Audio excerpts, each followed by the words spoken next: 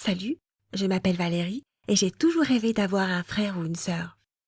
Et mon souhait s'est réalisé, mais pas comme je le voulais ou comme je m'y attendais. Ma famille avait toujours été heureuse. Ma jolie maman qui était toujours occupée avec un nouveau loisir ou une nouvelle passion, mon père calme et même un peu ennuyeux. Et moi, mais très vite, tout a changé. Et j'ai appris que mon père n'était pas si ennuyeux. Un jour, j'ai reçu un message d'un garçon. Il s'appelait Jason et il a écrit « Je crois que je suis ton frère ». Quoi? Mon frère? J'ai répondu « Non, je crois que tu as fait erreur ». Et voilà, c'était fini. Pour le moment en tout cas. Aussitôt, j'ai remarqué que mes parents avaient une conversation très sérieuse entre eux et que ma mère était très en colère contre mon père.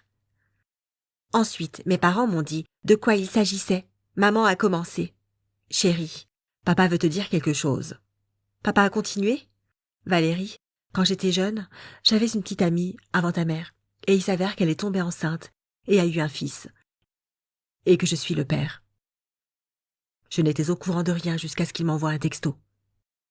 J'étais sous le choc. Ce garçon, Jason, était en fait mon grand frère. C'était évident que mes parents réagissaient difficilement à cette nouvelle. En fait, la mère de Jason, l'ex-petite amie de papa, n'a jamais voulu l'embêter avec ça, surtout quand elle a appris qu'il avait commencé à sortir avec maman. Mais maintenant, elle avait des problèmes de santé et elle ne pouvait plus travailler, et ils avaient désespérément besoin d'aide. Mon père est allé voir Jason quelques jours plus tard, et c'était très bizarre pour nous tous, surtout pour ma mère. Curieusement, après ça, papa est revenu avec Jason. Sa mère était à l'hôpital et il avait besoin d'un endroit pour vivre. Mon père était un peu perdu et ne savait pas quoi faire avec Jason et il devait agir comme son père. Et ma mère était... Je suppose qu'elle était un peu jalouse, même si elle a fait de son mieux pour être gentille. Et moi, je ne savais pas quoi penser. Vraiment, Jason était un gars bizarre. Il était un peu grossier et mal élevé. Il ne faisait pas attention à ma mère, il était un peu en colère contre mon père, bien qu'il ait compris que ce n'était pas sa faute, et de toute évidence, il ne m'aimait pas. Et je ne l'aimais pas non plus, pour être honnête. Les premières nuits, il a dû rester dans ma chambre, et il a regardé mes affaires et m'a dit « Je n'ai jamais eu autant de choses ». Je ne savais pas quoi dire, je me sentais coupable et agacée. Et c'était déroutant, il touchait à tout, et je lui ai dit « Et tu peux ne pas toucher à mes affaires ?» Et il m'a regardée et a dit « Pourquoi? Tu crois que je vais les voler ?» Je ne sais pas, c'était bizarre. Heureusement, il s'est installé dans une autre pièce après quelques jours. Mon père lui demandait de faire la vaisselle après manger ou de l'aider d'une autre façon, mais il n'écoutait pas. Ce qui dérangeait tout le monde. Surtout ma mère, car mon père utilisait une grosse partie de leurs économies pour aider Jason et sa mère. D'accord, je serai directe. Tout le monde détestait Jason. Oui, on était désolé pour lui, mais quand même agacé. En gros, la vie de mes parents était plutôt chaotique pendant cette période. Un jour, j'ai accidentellement cassé un vase que ma mère avait fait. D'habitude, ma mère était calme, mais comme elle était très stressée et fatiguée ces derniers temps, elle s'est vraiment fâchée contre moi. Puis Jason est entré et a dit « Ce n'était pas Valérie, c'était moi ». Ma mère a regardé Jason avec rage, mais elle n'a rien dit. Plus tard, j'ai demandé à Jason pourquoi il avait dit ça.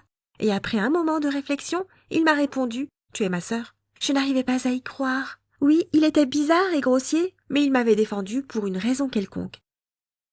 J'ai dit merci. Et c'est tout. Les jours qui ont suivi ont été pires encore.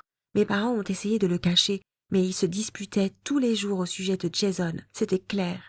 Une nuit, alors que mes parents dormaient, j'ai entendu du bruit. Je suis allée voir et c'était Jason qui mettait ses chaussures. « Tu vas où ?» j'ai demandé. Il m'a regardé et m'a répondu « Je n'ai rien à faire ici ». J'ai regardé son visage pendant qu'il mettait sa veste et j'ai vu qui il était vraiment. Pas un type grossier et méchant, mais quelqu'un dont la vie avait pris un tournant horrible. Sa mère était malade, son père était... Eh bien, mon père. De nous tous, c'est lui qui était le plus stressé et le plus fatigué. Alors j'ai fermé la porte et j'ai dit « Non, ne pars pas ». Et il m'a demandé pourquoi, et j'ai dit « Tu es mon frère ». Puis on a parlé pendant des heures. Il a beaucoup parlé. Avant ça, c'était toujours juste 1 ou 2 phrases. Mais à ce moment-là, il m'a expliqué tout ce qu'il avait traversé.